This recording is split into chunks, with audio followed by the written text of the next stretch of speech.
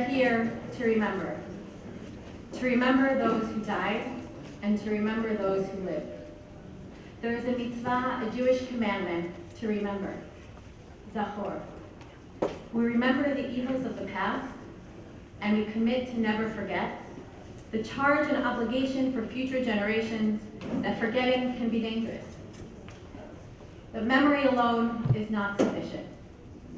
As this is a day for remembering, I will share some words from Eliyahu Sills, an individual who committed his life to remembering, but also of sharing the message that memory is not only about the past, but that memory must be the catalyst that moves us forward as we make change in the world.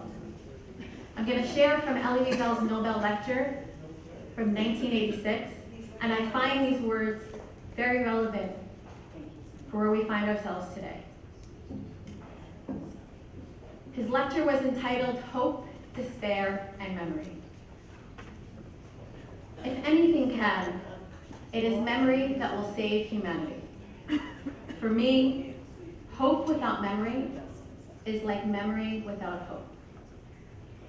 For us, Eliyahu Sills says, forgetting was never an option. Remembering is a noble and necessary act. The call of memory, the call to memory, reaches us from the very dawn of history. No commandment figures so frequently, so insistently in the Bible. It is incumbent upon us to remember the good we have received and the evil we have suffered. New Year's Day, Rosh Hashanah, is also called Yom HaZikaron, the Day of Memory. And yet, it is surely human to want to forget. The ancients saw it as a divine gift. Indeed, if memory helps us survive, forgetting allows us to go on living. How could we go on with our daily life if we remain constantly aware of the dangers and ghosts surrounding us? The Talmud tells us that with the ability to forget, man would soon cease to learn. Without the ability to forget, man would live in a permanent, paralyzing fear of death. Only God and God alone can and must remember everything. How are we to reconcile our supreme duty towards memory with the need to forget that is essential to life? No generation has had to confront this paradox with such urgency. The survivors wanted to communicate everything to the living. The victims' solitude and sorrow, the tears of mothers driven to madness, the prayers of the doomed beneath a fiery sky. Each one of us felt compelled to record every story, every encounter. Each one of us felt compelled to bear witness. Such were the wishes of the dying, the testament of the dead. Since the so-called civilized world had no use for their lives, then let it be inherited by their deaths. After the war, we reassured ourselves that it would be enough to relate a single night in Treblinka, to tell of the cruelty, the senselessness of murder, and the outrage born of indifference. It would be enough to find the right word and the propitious moment to say it, to shake humanity out of its indifference and keep the torturer from ever torturing again. We thought it would be enough to read the world a poem written by a child in the Theresienstadt ghetto, to ensure that no child anywhere would ever again have to endure hunger or fear. It would be enough to describe a death camp selection and to prevent the human right to dignity from ever being violated again. We thought it would be enough to tell of the tidal wave of hatred which broke over the Jewish people, for men everywhere to decide once and for all to put an end to hatred of anyone who is different, whether black or white, Jew or Arab, Christian or Muslim, anyone whose orientation differs politically, philosophically, sexually. A naive undertaking? Of course, but not without a certain logic. Have we failed? I often think we have. If someone had told us in 1945 that in our lifetime religious wars would rage on virtually every continent, that thousands of children would once again be dying of starvation, we would not have believed it. Or that racism and fanaticism would flourish once again, we would not have believed it. Because I remember, I despair. Because I remember, I have the duty to reject despair. I remember the killers, I remember the victims. even as I struggle to invent 1,001 reasons to hope. There may be times when we are powerless to prevent injustice, but there must never be a time when we fail to protest. The Talmud tells us that by saving a single human being, man can save the world. None of us are in a position to eliminate war, but it is our obligation to denounce it and expose it in all its hideousness. War leaves no victors, only victims. Mankind needs to remember more than ever. Mankind needs peace more than ever, for our entire planet is in danger of total destruction. A destruction only man can provoke, only man can prevent. Mankind must remember that peace is not God's gift to his creatures, it is our gift to each other.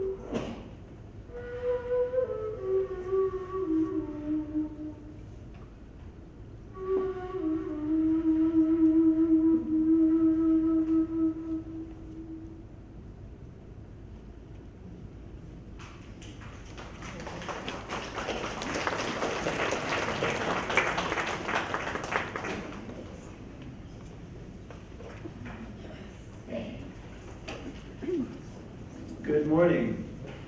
Good morning. My name is Chris Worthington from the Berkeley City Council, and I am joyous and honored to have the pleasure of welcoming you to the official City of Berkeley 15th Annual City of Berkeley Holocaust Remembrance Day. This event is a very special part to me of living in Berkeley. The idea came from Ruth Michael, if any of you may know her. She has been a longtime activist in the community, and she saw me going to all these events in the Bay Area and other places, and she's like, why does Berkeley not do anything to recognize the Holocaust? And I was like, I don't know, let's find out. And people thought it was a very controversial idea. We've been doing it for 15 years, and it turns out to be a very beautiful idea. Thank you to each and every one of you for being here to help us participate with your presence. And before I started my welcome, we've already heard from several parts of the program, so I want to give them recognition and a chance for you to thank them. First, we were welcomed in a short and polite introduction by a legendary community leader, city leader, and university leader who humbly welcomed us to the museum and didn't give a speech about how great the museum is and how great he is, but we should give appreciation to George Resler.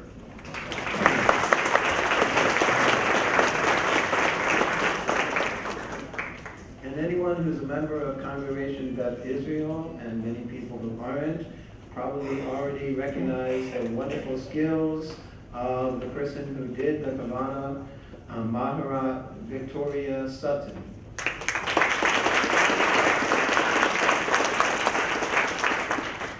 And right before I came up, we had the beautiful music of Shalom Aleichem performed by Eliyahu Sills.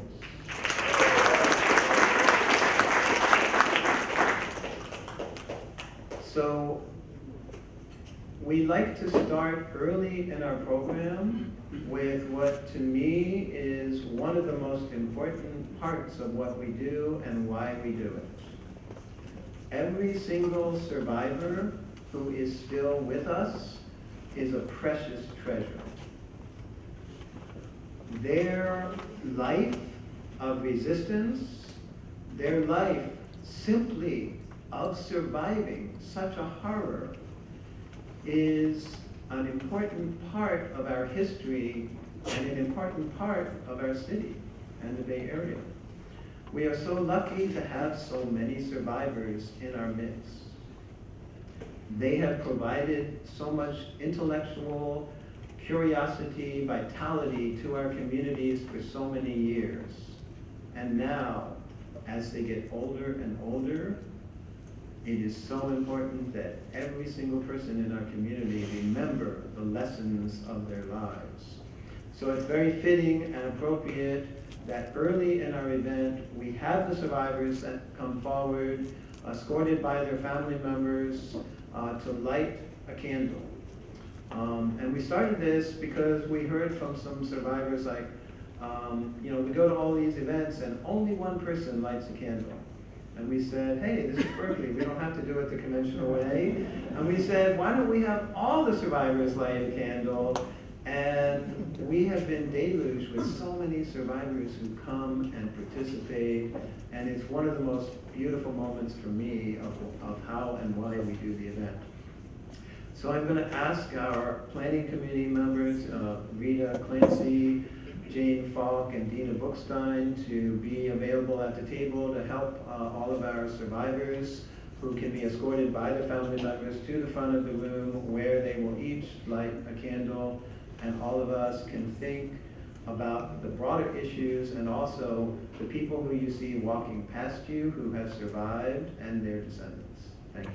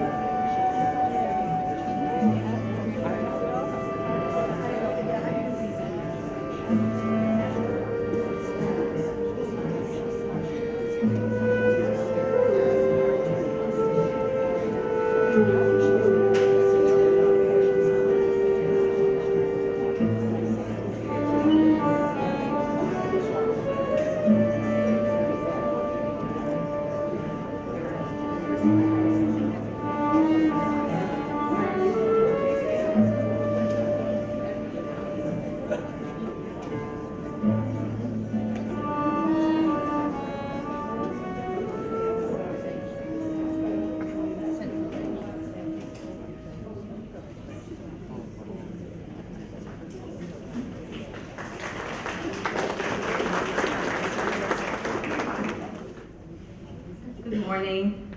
My name is Rita Clancy, and I'm the Director of Holocaust Services and Older Adult Services at JFCS East Bay. And it is my pleasure to thank Chris, Susan, and the Berkeley City Council on behalf of our agency and our survivor community for doing this incredible commemoration. Very unique city commemoration year after year for 15 years. So thank you very much. A hand of applause to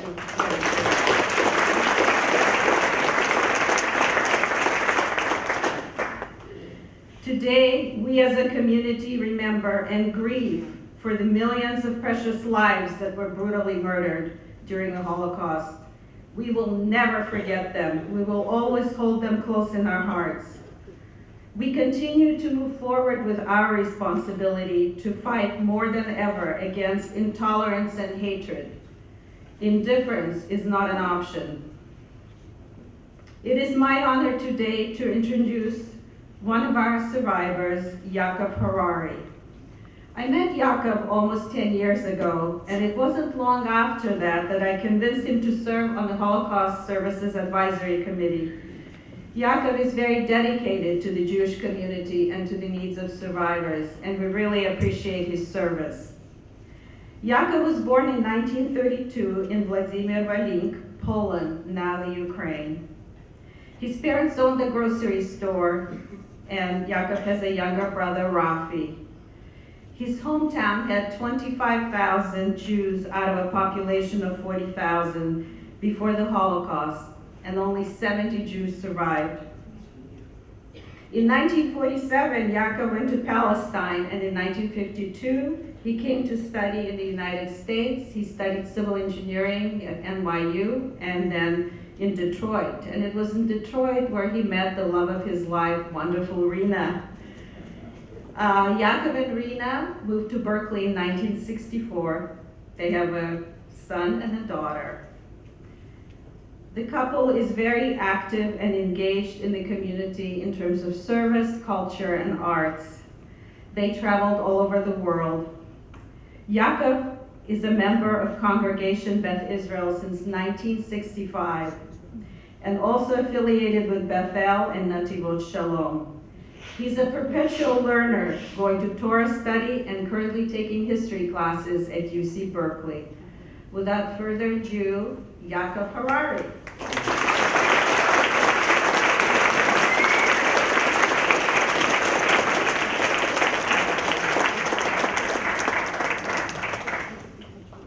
Thank you, Rita, for the introduction. It shortens my speech a little. Good morning. I was born in 1932 in the town that Rita mentioned, Vladimir Volynsk. And in Yiddish, it was called Ludmir. At that time, the city had about 18,000 Jews. However, in 1930, my parents had a grocery. The customers in the grocery were Ukrainian peasants from the surrounding villages for about 10 miles around the city. In 39, the Nazi Germany attacked Poland, and within 2 weeks, this country was destroyed, and there was a pact made between the Nazi Germany and the Soviets called the Ribbentrop-Molotov Agreement, which split Poland into 2 parts. Our town fell under the Soviets. Until the 39, the city had a Jewish Hebrew school called Tarbut, where many of the Jewish people, including myself, attended that particular school. When the Soviets came in, they forbid having any Hebrew schools.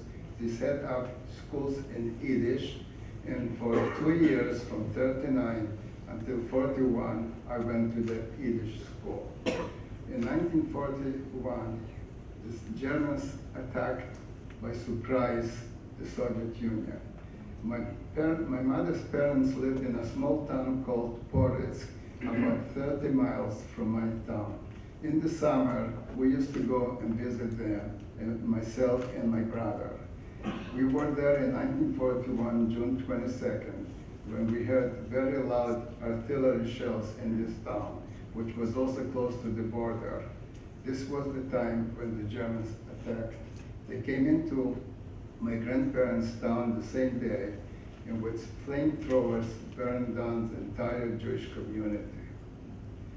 3 days later, my mother walked about the 30 miles between the two communities from my hometown. She came, she found us. The house of my grandparents was burned. So myself, my brother, my grandfather, grandmother, and a younger sister of my mother walked back to my hometown. All of us lived in our house. Our house was very small. It was a kitchen, a living room, and a bedroom. And all of us, including my grandfather, grandmother, and ourselves, and my mother's younger sister lived in that house.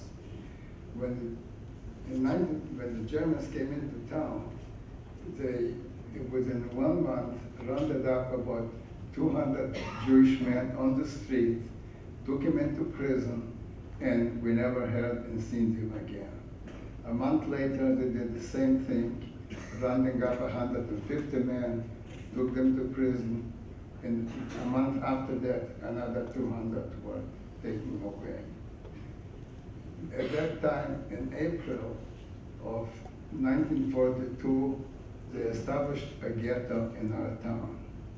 Our house was within the ghetto. And also, when the Polish and Soviet agreement was made to split Poland, many Jewish people from the part which came under Germany became refugees in our town. So the 18,000 Jewish people increased up to almost 25,000 with the new refugees in our town. Among them was also my grandfather's sister with a daughter and a son, teenagers, that came over, and they lived in what used to be our grocery store. In the first roundup that I mentioned, my grandfather was picked up, never saw him again. And the second uncle, my mother's youngest husband, my mother's sister's husband, was caught in the second roundup. We never saw him again. The ghetto was established in April of 1942. In the ghetto, the Germans provided 1 kilo or 2.2 pounds of bread per day for the family, for the entire family. Then in September of that year, they took 1,000 men to an area called, a village called Pietilin. And in that village, they made them to dig 3 big pits. They claimed they're going to build an airport, and they needed those pits for some purposes. People became very suspicious at that time that this is not the real reason. So my parents sent my younger brother out from the ghetto to a farmer in one of the villages about 6 miles away from town. And on September 1st, we saw a lot of Ukrainian police, German soldiers coming into town, and a lot of trucks came into town. We were suspicious that something is going to happen. My brother was in that village, but we also had an arrangement with a woman in town, which was a Ukrainian woman with 2 children, and she was acknowledged, she knew our family, and we made arrangement that I would go to her if need be. And we had some clothes there and some other things of mine. Since we saw all those Ukrainian police and the trucks coming to town, my parents took me to the barbed wire of the ghetto, let me out, and I went to her place. I came to her and stayed overnight. Next morning, she came and told me that everything is okay in town. My parents are waiting for us inside the ghetto. And she walked me back for about a mile towards the ghetto. When I came several hundred yards from there, she left me. I continued going. When I looked around, I realized that things are not as they used to be. You could see inside the ghetto Jewish people being rounded up.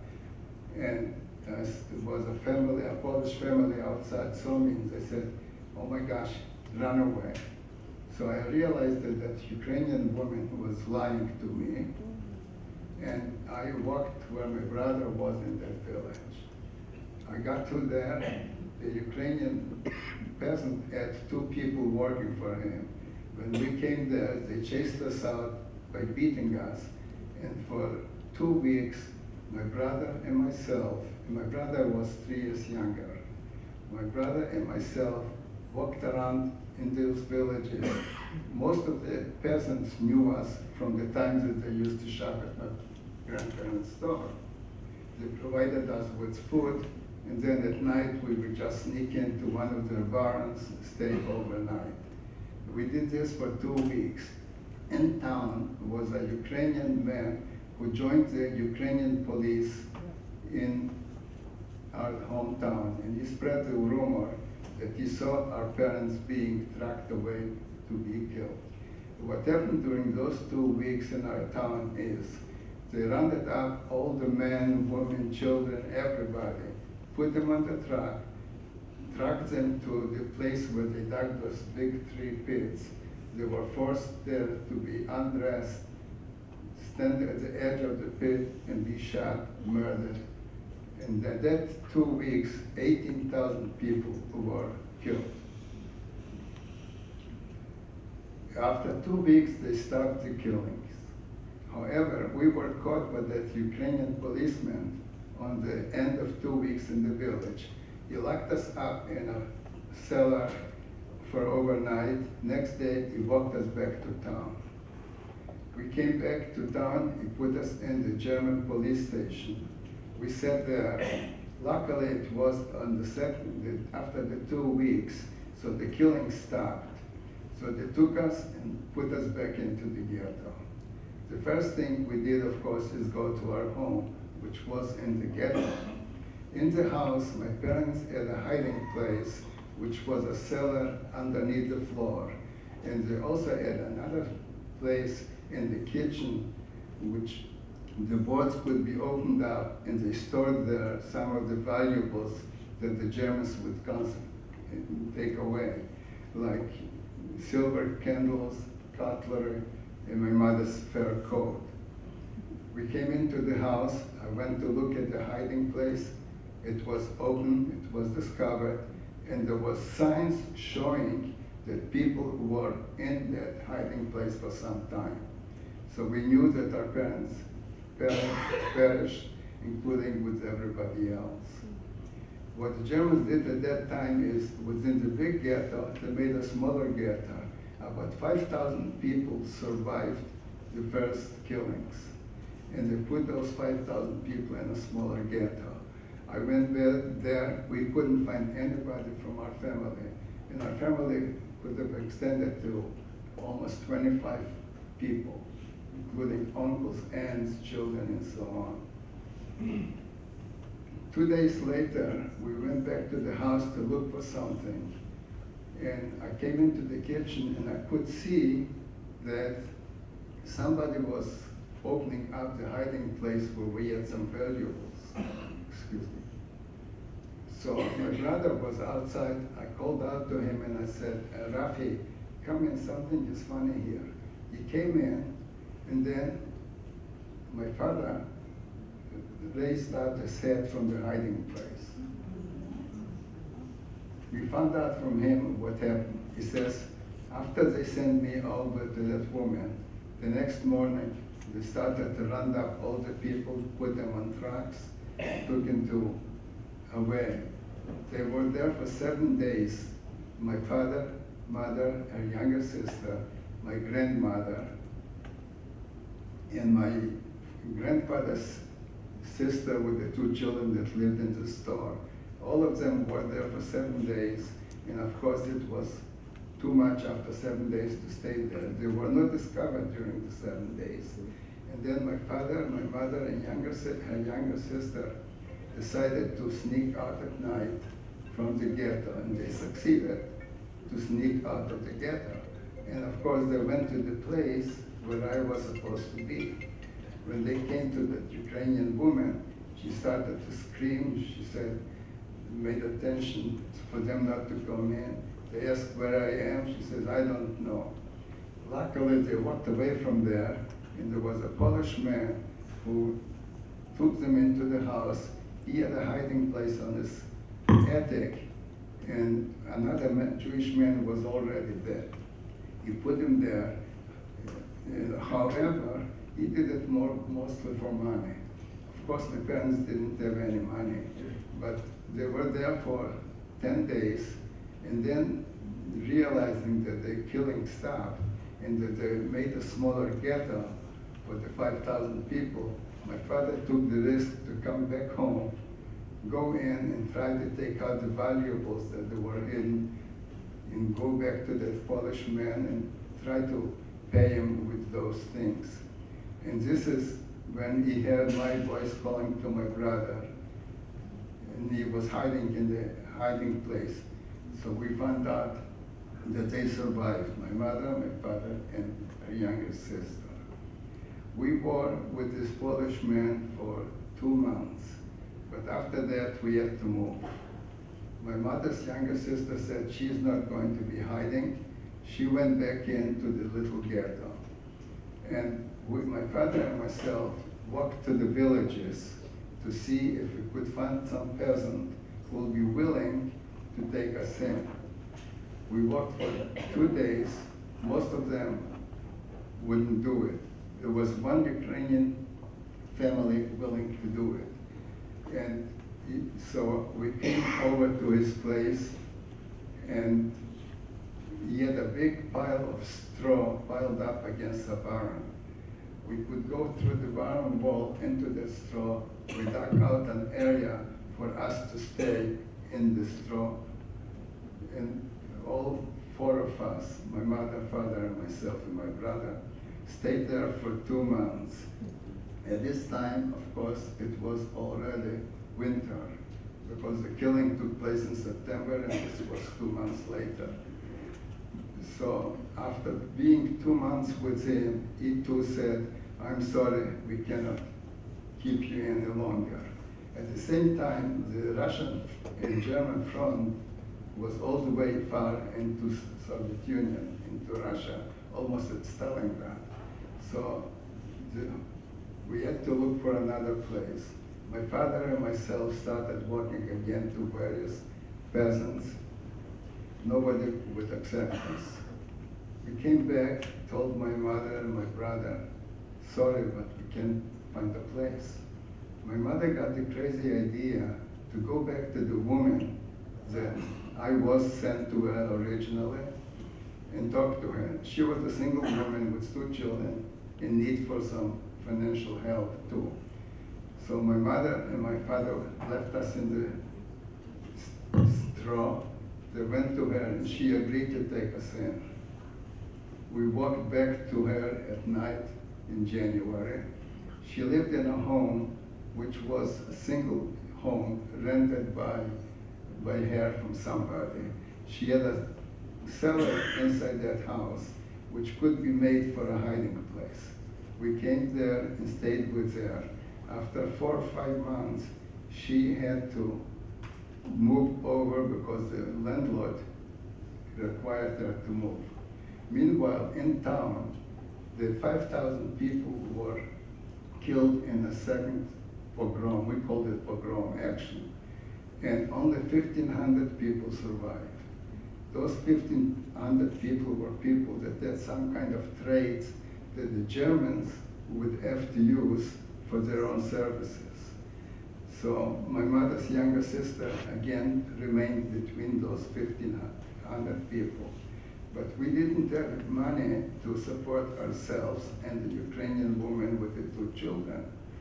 So my father went into the little ghetto and he met 2 sisters and a fiancé who wanted to have a place outside in case they have to come. And they provided us with money. They came over at night, they found out where we are, they knew where it is. And then in December of 1943, there was the last liquidation of that particular little ghetto of the 1500. When that took place, my mother's younger sister did not survive. And out of the 3 people that were supposed to come and join us, one of the 2 sisters and another woman, stranger, and another man, also a stranger, somehow they succeeded to run out and come to us. So now we were 7 people in that place. And I made a little sketch, if I know how to work, Eric. Incidentally, this picture shows my grandfather who was caught in the first roundup. All of the family except the second lady, who was my mother's sister, that went to Palestine in the late 30s. This was my uncle, his wife, my mother's younger sister, my grandparents, myself, my brother, the daughter of my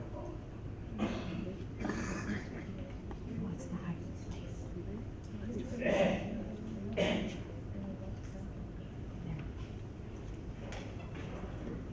When the Ukrainian woman had to move, she had to move to a place, she had to go to a place where she would be able to find a hiding place for us. She succeeded in finding a place in town about a mile away from the ghetto, from the little ghetto. And it was a 3-story building, 1, 2, 3. And next to it was The microphone.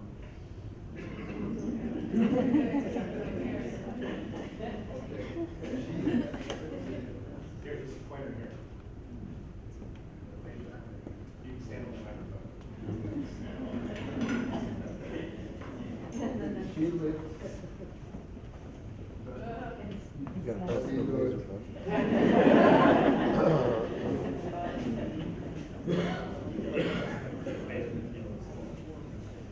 Okay, she had the lowest floor out of the 3, which was consisting of a kitchen, living room, a bedroom, and adjacent to it was a barn.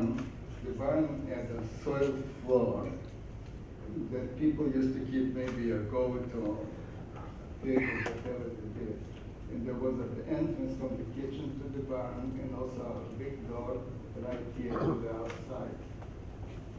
We went over there, and at the end of the barn, we dug out a hiding place, which was this one, which was big enough to have 7 people in it, but not to stand up. We could just sit or lie down. And then we also had a little entrance, and it just turned out luckily that right here in this location was the chimney for the all 3 floors. So we were able to make kind of a little stove. The reason we needed that stove was, as long as she was in town, she provided us with food. Now we were all 7 people there. However, the Russian front came much, much closer, and they stopped about 60 miles from us. Their strategy was they would mobilize the army, attack the Germans, take over like 400 or 500 kilometers, stop again for 5-6 months, reorganize, and do another push against the Germans. To our misfortune, they stopped about 60 miles before our town. There was rumors for the Ukrainian and Polish population that they might be evacuated before the Russians come. So the woman and the 2 children used to get away to a village so that she wouldn't be evacuated. So she would go away for 2 weeks. Meanwhile, the Russians stopped, as I mentioned, for 6 months, 60 miles from our town. Since she used to go, come back, give us some food. Now, mainly the bulk of the food while she was gone consisted of grains like wheat and some potatoes. However, we were lucky to find out since the chimney was right on that corner, we made a little stove, which consisted of several bricks and a metal grid, and we could brown the grains for food. So most of our diet was ground grain and some potatoes. Now also what was advantage of that chimney was, since the chimney had some light coming down, we put in a mirror into the bottom of the chimney and we got some light, because most of the light was from a small thing called a carbide lamp, which is like a candle. So it was most of the time we were in the dark. Now, at that time, we were also concerned that when the front comes close by and if the building is being demolished, then we will be killed in it. So we did a very interesting thing. We dug down here a tunnel which consisted of something like this. You could only crawl on it, which went all the way from here outside. This tunnel came to the outside of the building, and we made another small area that when the fighting comes close, we will hide in that place. At the same time also, we had two little diversion tunnels. One was right here, and what it was pretty deep in the ground already. We dug a little deeper and we could get water from groundwater, so we had water for ourselves. And also on the other side, we made a little tunnel like this, which was for the human waste, while she was not in town. To make it short, on the 22nd of June 1944, the front started again, and the Soviets came in. Meanwhile, during those 6 months that all 7 of us were in hiding, many incidents took place, which I'm not going to go in, just to give an example. People in the upper floors were making some home vodka, and it didn't succeed. So they poured it out, and of course they poured it out and they found a good place to put it. So it came in to this place and to us. Another incident was the German army who was right here. They dug in a tank, and the soldiers were sitting there outside the hiding place. One morning, my parents sent me up into the barn, and I heard the soldiers reading a newspaper in German outside. I could hear it through the doors. And I found out at that time on the Normandy landing from them reading the newspapers, just to indicate some of the incidents. Now, the 6 months for 7 people was very, very difficult, obviously. But then on the 20th of June, the front went past, it was quiet. We sent out my younger brother to see what's going on. He came back in and he said, the Russians are in town. At that time we came out from the hiding. The Ukrainian woman came back actually at that time too. We were very careful with what we were eating. Our feet were all swollen because we didn't walk for almost a year and a half. And when the Soviets came in, we found out that in the town survived only 70 people. My mother's younger sister perished in the third action. Then we went to a Russian school for 1 year from 1944 to 1945. Those people that were Polish citizens before the war were permitted to leave the Soviet Union to the new Poland. We stayed a year in a small town in Poland. We left the Soviet Union to Poland. 1 year we stayed in a small town called Hrybieszów, close to the border. But during that year, we didn't even go to school. And then the next year, we moved to the suburb of Warsaw, which is called Prague. This was from 1946 to 1947. Meanwhile, we made contact with my mother's 2 sisters in Palestine. with the idea of us trying to get to them. What happened is there was a Hungarian family in Palestine that father, mother, and 2 children close to our ages, that in '39 they left for Europe to visit back the country. They got caught by the war and they perished. Their papers were available and they were bought for money by my mother's sisters. So our name was changed from, my original name was Berger. And so we got a name called Schwartz. And in '47, we got the papers. We took a train from Warsaw to Paris. In Paris, we were met by the highest Jewish community or agency, which took us down to Marseille and sent us on a small ship of about 220 people to Haifa, the port in Israel. Of course, we were very concerned because we didn't speak a word Hungarian. But to our luck, the British didn't speak Hungarian either. So we got into Palestine. We stayed with my mother's sisters for 2 or 3, half a year about. I went back to school. They put me in a grade which would be equivalent in the United States, probably the 10th year in high school. Of course, I had a hard time. I didn't know Hebrew. And the first lecture in English was Macbeth. That's what they were in school. Then in '48, after the state was created, they took us out from school into the army because we were at that time 17. I was 16, but I volunteered. And they kept us in the army for 7 months. And then after the 7 months, they sent us back to school to finish high school to get our certificates.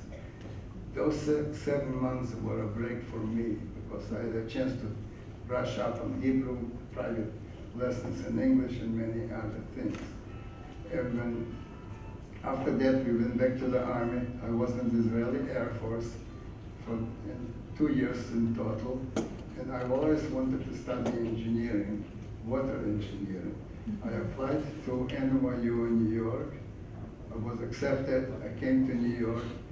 But after 2 years at NYU, which was an expensive school, I had an interview with the superintendent of the Jewish Hebrew schools in Detroit, who offered me a job to teach Hebrew in the afternoons. So I transferred to Wayne State University in Detroit. And I got my graduation from there, my degree in engineering. This is where I met my wife. We got married, established families. And I worked as an engineer, first in Detroit, then in Seattle, and then I came to Berkeley in 1964. And I have been here since then. Thank you.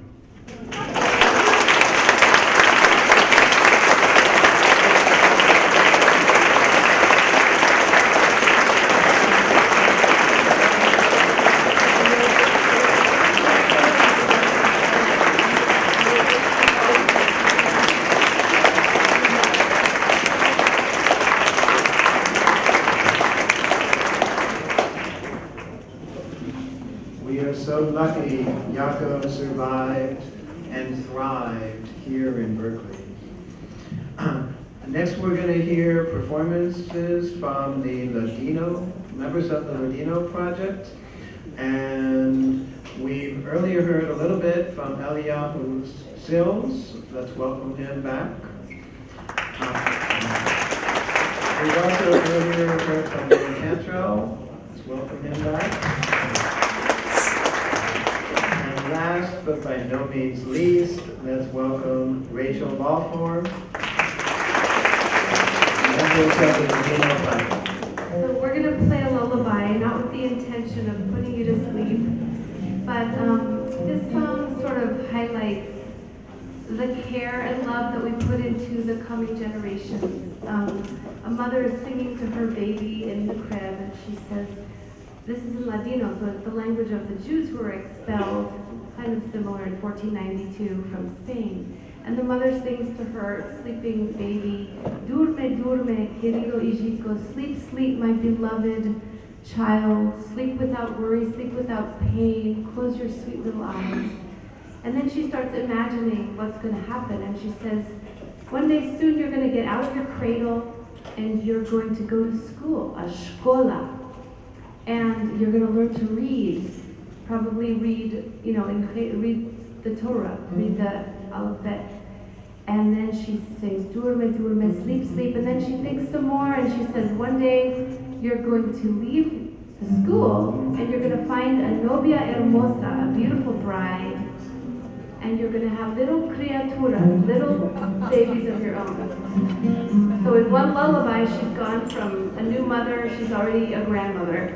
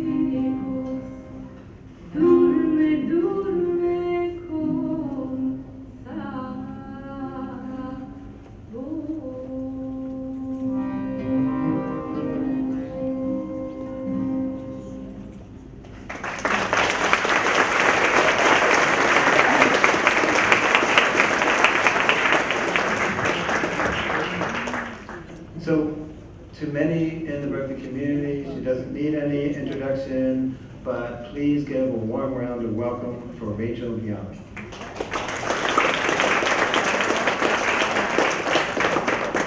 Thank you, and for those who do know me, Rachel Valfer is the same person as Rachel Biel.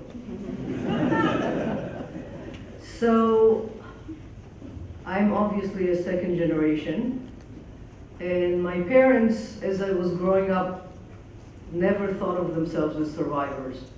They thought of themselves as the lucky ones because they actually managed to escape Nazi-occupied Europe in the nick of time.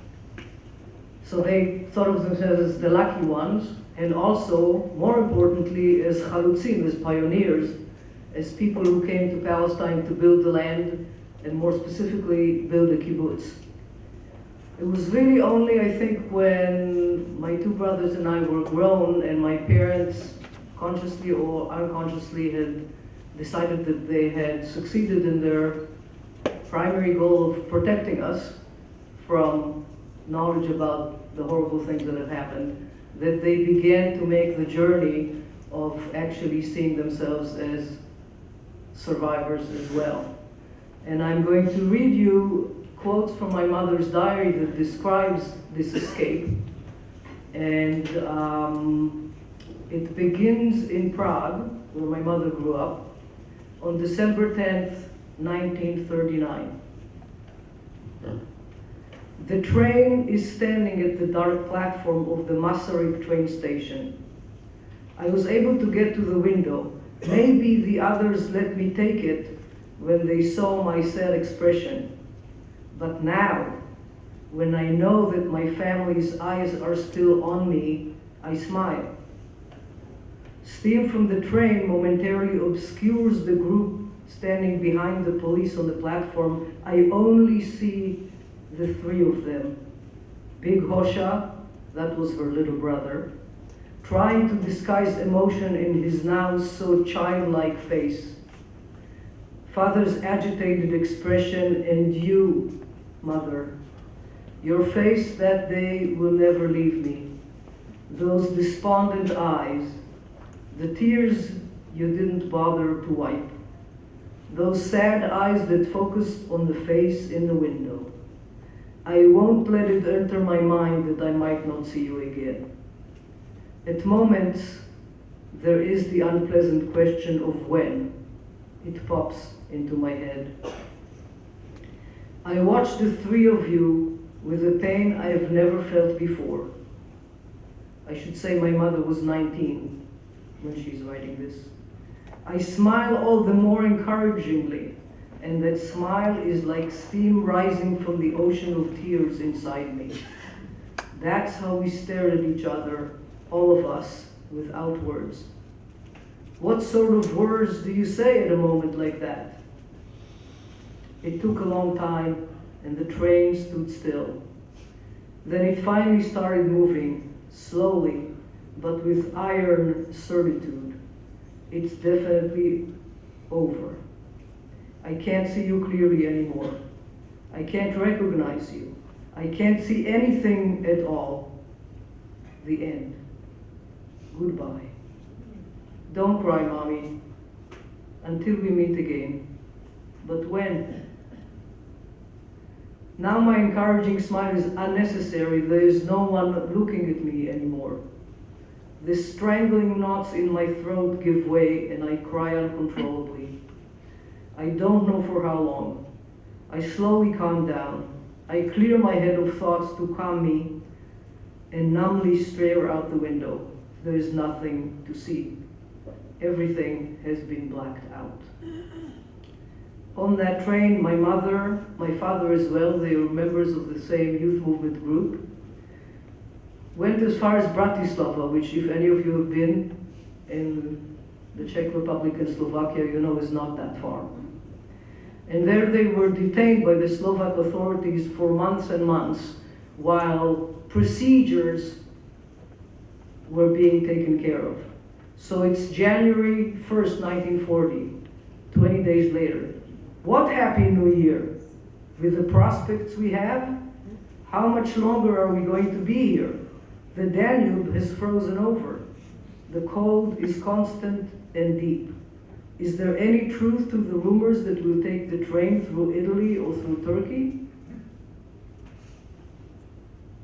Hosha, remember that's her younger brother who was 14 at the time, is not at home anymore either.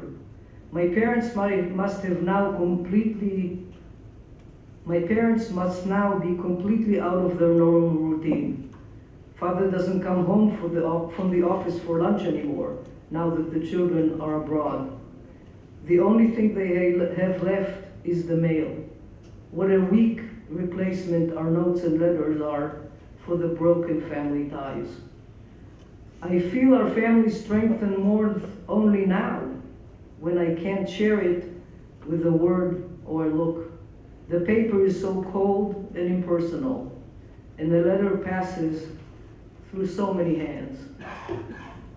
Time marches on. She's still in Bratislava in this detention camp. It's now April 9, 1940. This is all I need in my state of despair. Germany has invaded Denmark. I'm so afraid for Hosha. I don't doubt that Sweden will be next. He was rescued by being sent to Sweden. My frail nerves have given way and I cry inconsolably. I cry because of my concern for Hosha, for my parents, and for myself. This empty life of waiting, incarceration, dirt, all the rancor around me about everything, from the queue at the wash basin to the date of our departure. I'm completely skeptical, pessimistic, and hopeless. I can't even imagine living unwatched and independently when no one will not yell at me to go upstairs, etc. Being with mother instead of all of these spiteful women. Hosha, whom I was not worried about until now, is clearly no longer safe. When will this end? When will all the bad news coming one after the other finally stop? So after 8 months of incarceration in this sort of detention camp in Bratislava, my mother, my father, and all of their friends finally were able to sail down the Danube. It did unfreeze in spring. To Turcea in Romania on the Black Sea, where after another delay, they finally boarded 3 patched up cargo ships that altogether brought approximately 3,600 refugees fleeing Europe to Palestine. And I can't but stop for a moment and note the irony of refugees fleeing Europe for the safety of the Middle East in 1940 versus today. They sailed through the Mediterranean in a very perilous journey and were caught by the British Navy near Cyprus, where they were then towed to the Haifa harbor. When they arrived in Haifa, they were told that they were going to be transferred to a very large, beautiful looking ship after what they had been on, ironically called the Patria, and all 3,600 refugees were going to be deported to Mauritius, which is a beautiful tropical island 700 miles east of Madagascar in the Indian Ocean, where Napoleon had built a high security jail for his political opponents that was standing empty under British control, and they were going to be imprisoned there. So my parents were waiting on this boat that they arrived on, called the Atlantic. It had no resemblance to an Atlantic faring boat. At 8 in the morning, they started moving people from the Atlantic to the Patria, and my parents, being young people, were last in line. There were first people with the elderly, sick people, people with children. At 9:15, there was a tremendous explosion, and the Patria, which was about 200 yards away from them, keeled over and sank in the Haifa harbor. There were about 2,600 refugees on it, of whom about 200 plus drowned, plus 50 British officers. And my parents, lucky again, escaped the second time, were not on it yet. But 2 weeks later, the roughly 1,500 refugees who had not been on the Patria when it exploded were put on another ship, and in fact deported to Mauritius, where they were imprisoned. They arrived on Christmas Day, 1940, and they were imprisoned there. And now my mother writes 4 months later in Mauritius, April 25, 1941. I received 2 letters in 1 week from Hosha. I was unbelievably happy that I have any news at all from him and that he is living a normal life. I think of him so much. I wish I could give him 1,000 pieces of good advice and warnings. I'd like to give him the fruit of my own disappointments and experience, but those cannot be transferred, as I did not understand the advice of my parents.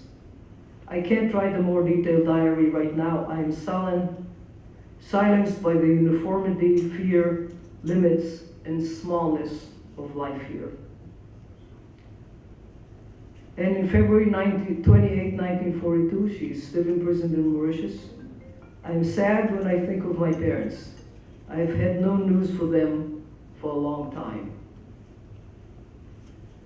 My mother remained detained in Mauritius until August 1945, when she and the roughly 1,300 refugees who survived Mauritius were allowed to enter Palestine legally under the British mandate.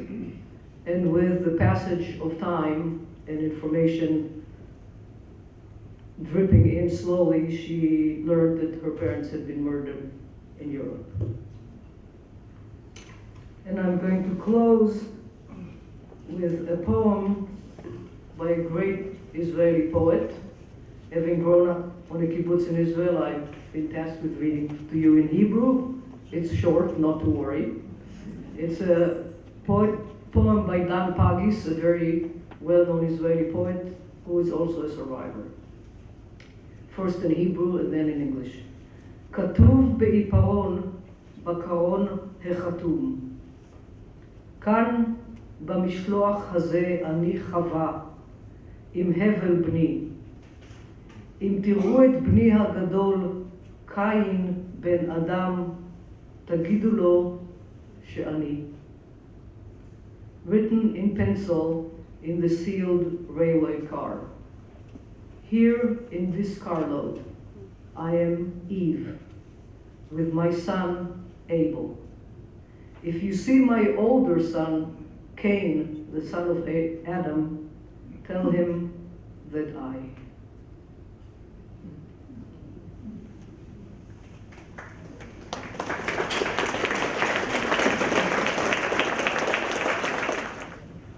So we're going to sing a song from the Jewish community of Iraq. And before I tell you about the song, I would like to dedicate this song to my dad. And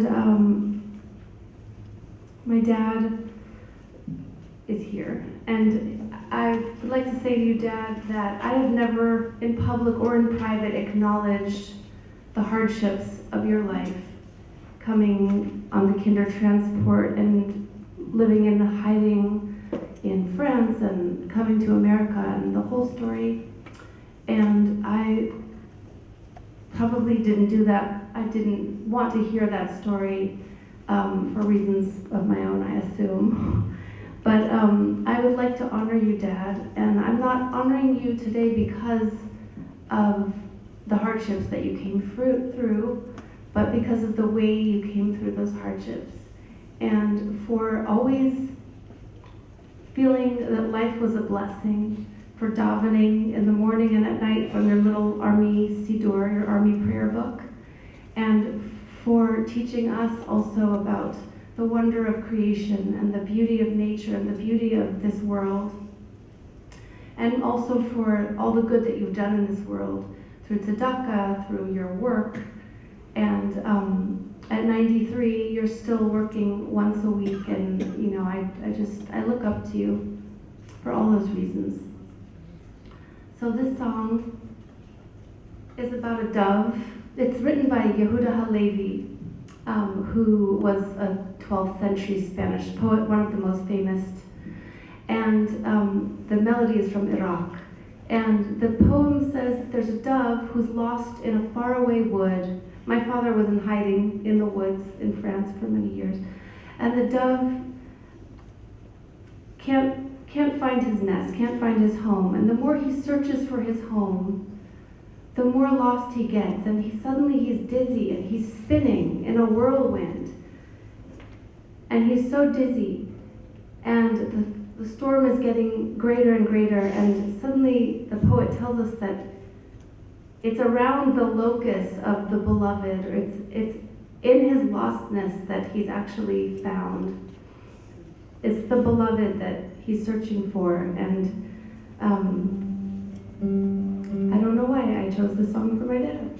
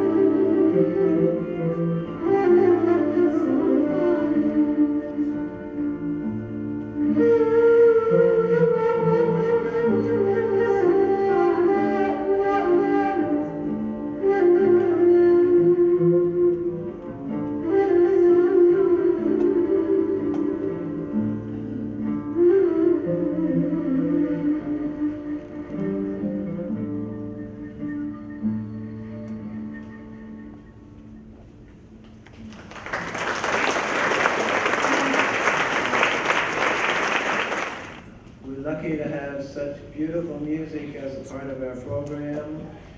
And we're also extremely lucky that we have the next three participants in our program from an entirely different generation. And an extremely important part of remembering the Holocaust is keeping the memory alive in people who were not there and people who were not even born at the time.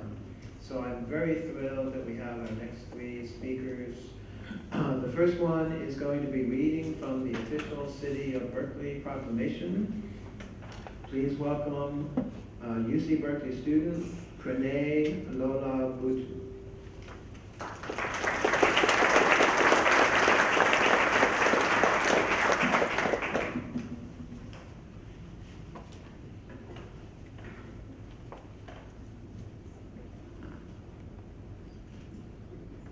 Whereas we remember with sadness the millions of victims of the final solution, we remember with admiration the resistors, known and unknown, who risked and lost their lives to save others. We remember with respect the survivors, who escaped or were freed and to this very day live to contribute so much to our world and our city. We remember today to firmly commit ourselves to say never again. And whereas we remember today the 11 million people killed by Nazi genocidal policy, it was the explicit aim of Hitler's regime to create a European world dominated and populated by the Aryan race. And whereas we remember that those believed by Hitler and the Nazis to be enemies of the state were banished to squalid concentration and death camps. Inside the camps, prisoners were forced to wear various colored triangles, each color denoting a different group. And whereas we remembered the millions who died for who they were, how they worshipped, what they believed, and who they loved. Victims included Jews, Romanis, Poles, and other Slavs, people with physical disabilities, Jehovah's Witnesses, lesbians and gays, the dissenting clergy, communists, socialists, and other political enemies. And whereas we remember the Holocaust was the state-sponsored, systematic persecution and annihilation of European Jews by Nazi Germany, the Jewish people were marked for total destruction, and over 6 million Jews were murdered. And whereas we remember and honor those who survived such persecution, and have bravely shared their stories with not only their communities, but also the world at large. Among them is Ben Stern, whose story is now told in a J Weekly featured documentary, Near Normal Man. And whereas we remember to preserve this shared history of anguish, to keep it vivid and real, so that racism, anti-Semitism, hatred, persecution, and prejudice can be combated and contained. And whereas we remember, and by memorializing the past, we thereby steel ourselves for the challenges of tomorrow. Therefore, be it hereby proclaimed that we, the people of Berkeley, will always remember the suffering victims, always remember the courage of the resistors, and always treasure the survivors who are still with us. We join in the worldwide chorus of hope and activism to say never again, and to proclaim April 23rd, 2017 as Holocaust Remembrance Day in Berkeley.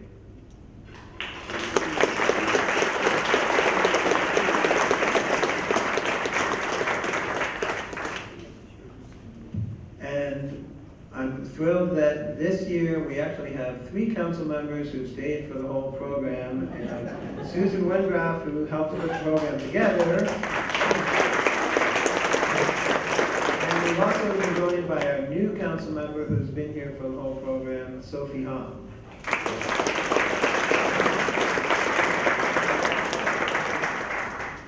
Next, we will hear thoughtful reflections from another UC Berkeley student, Celine Sen.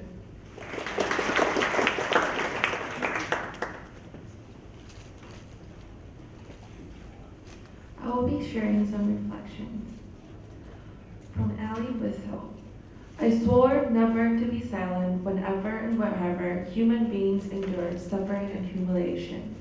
We must take sides. Neutrality helps the oppressor, never the victim. Silence encourages the tormentor, never the tormented. Also from Schindler's List, Oskar Schindler. A person who passively accepts evil is as much involved in it as one who helps perpetuate it. One who accepts evil without protesting against it is really cooperating with it. Martin Luther King. I had to help them. There was no choice. Thank you.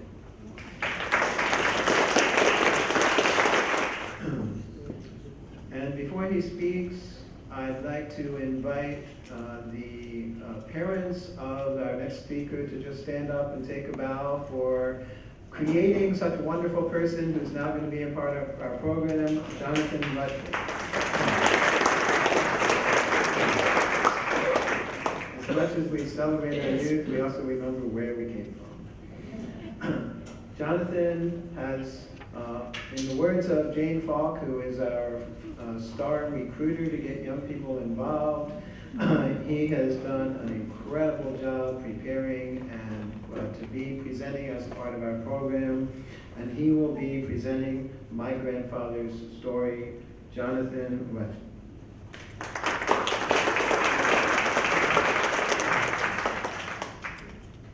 Good afternoon.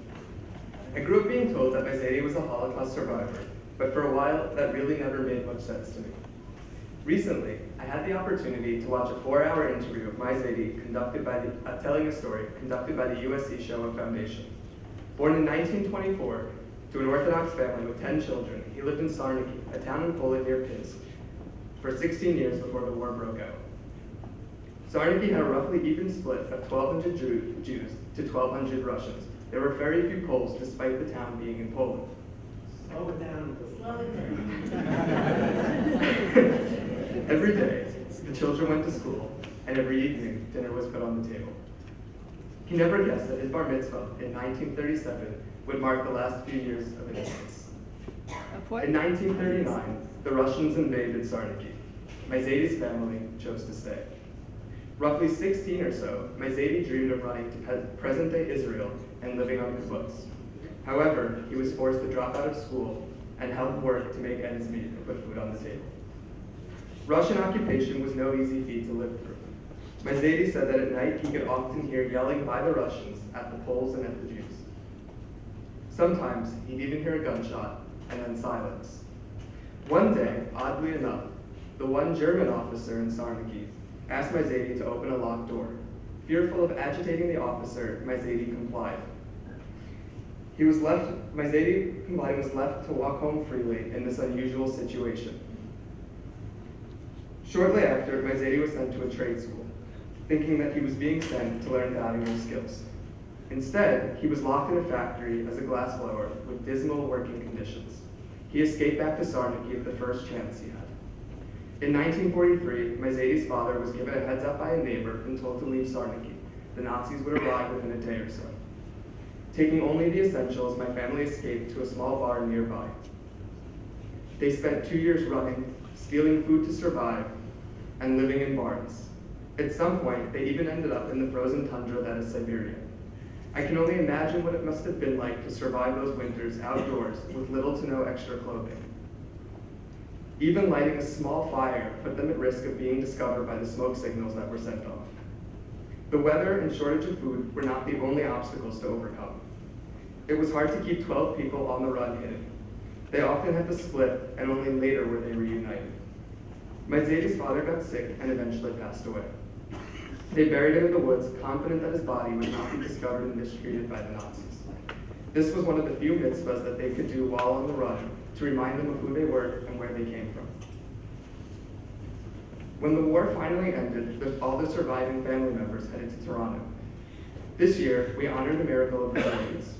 Had my grandfather not been so tough all those years, and had he given up, I wouldn't be here today. Now I get to tell my favorite part of the story. Sweeping my bubby, Canadian-born Sue Silverberg off her feet at a dance at Casa Loma, a massive castle in downtown Toronto, Zaidi met his wife and started a family.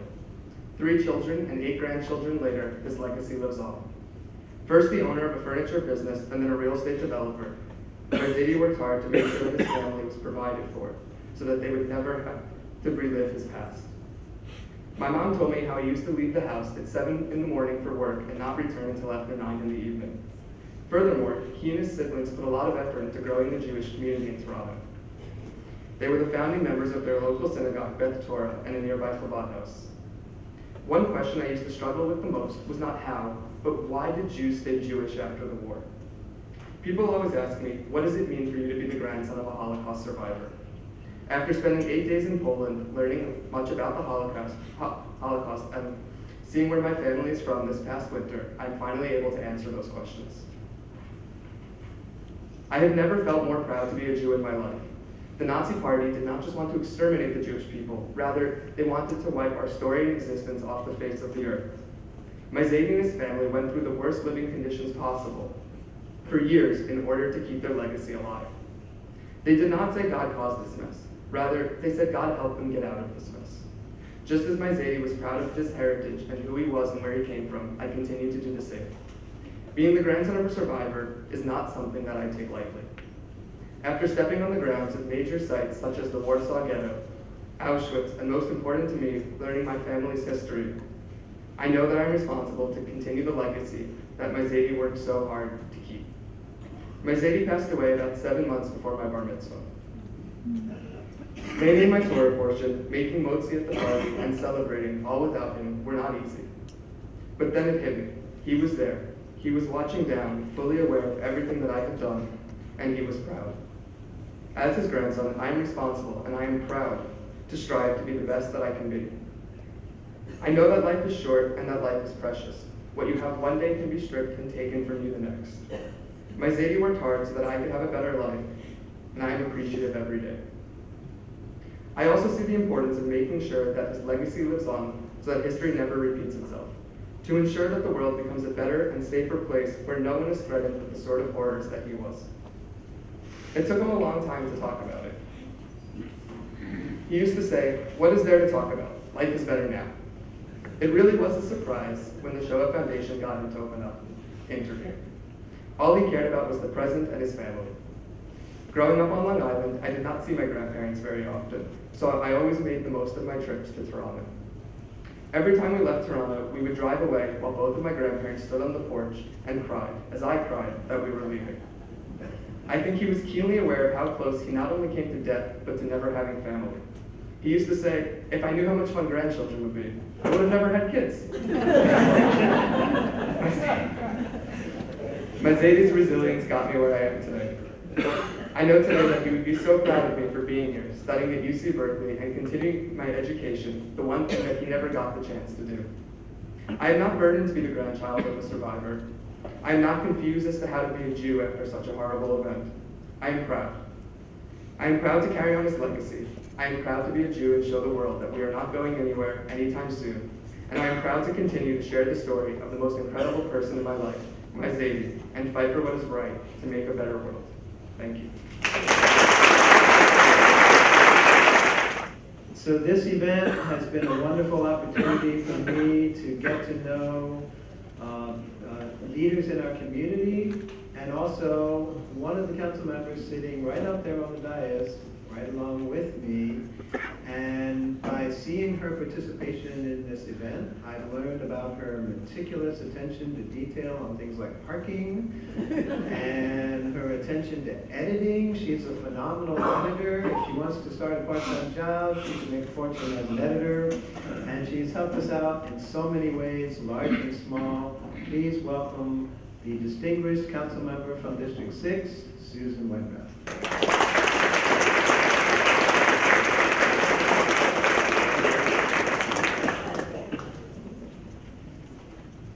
Thank you very much, Chris. I'm going to have some very brief closing remarks, and I'm going to ask that everybody stay in their seats at the end of the event, because we have a really full house here, and we have to get the food tables out so that you can enjoy some conversation and some food afterwards. I want to thank our speakers today for sharing their stories of courage and resilience. It's really, I'm incredibly moved today to hear these stories, and these stories give me hope. And call me crazy, but yesterday when I was thinking about my comments today, I was sitting in my kitchen drinking a cup of tea, and suddenly I started thinking about where in my house I could hide refugees if the moment came.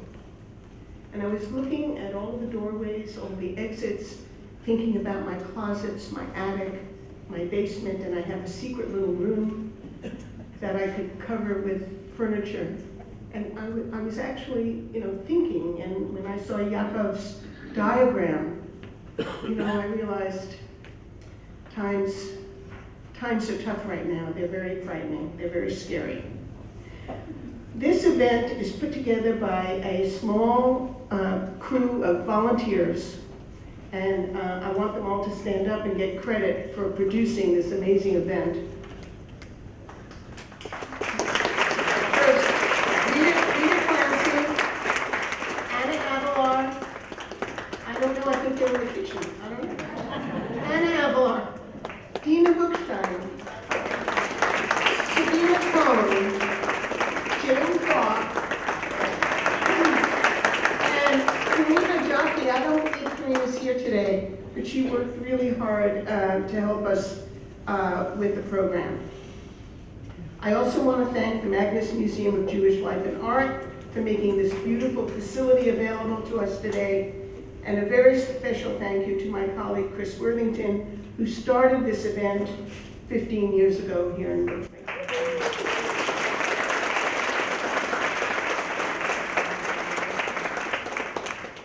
So I would be remiss if I didn't make some comments about this Holocaust Remembrance event in relation to what we are experiencing today.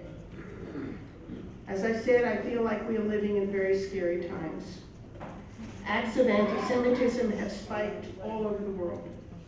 The resurgence of the white nationalist movement has been fueled and emboldened by our current leaders. The toxic atmosphere created by vilifying and stereotyping certain groups as people who must be feared, the Mexican rapist, the Muslim terrorist, the African American criminal, these stereotypes threaten the very foundation of our respect for diversity and the basis of our democracy.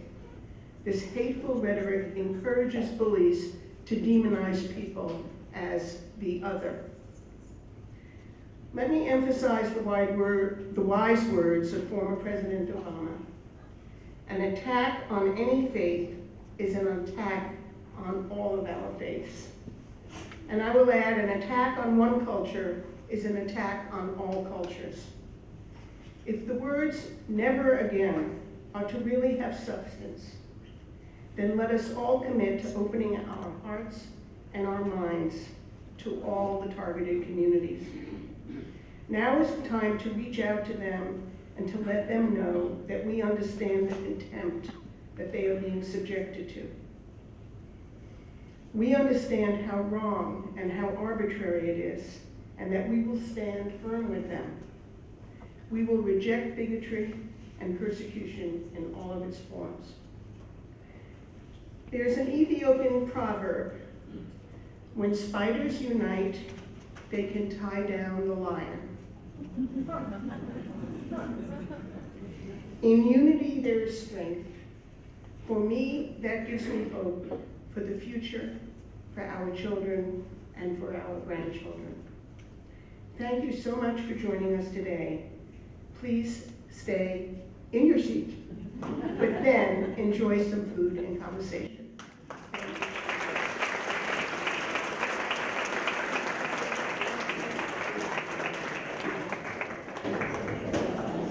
We're going to play one last song before we end.